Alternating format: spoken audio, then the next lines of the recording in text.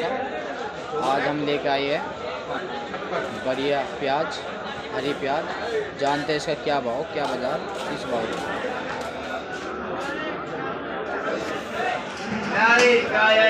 ये आ गई हरी प्याज। ये हमारा चेला बेच रहा है। क्या भाव की बेच रहा है सचिन? 12 रुपये। हरी प्याज सुपर प्याज होगी, बहुत भारी मंदा है। एक नंबर क्वालिटी माल बिक रहा है। 10 रुपये से 12 रुपये किलो की प्याज, बढ़िया सुपर प्याज है। ये फालर है, सुपर ही कहते हैं।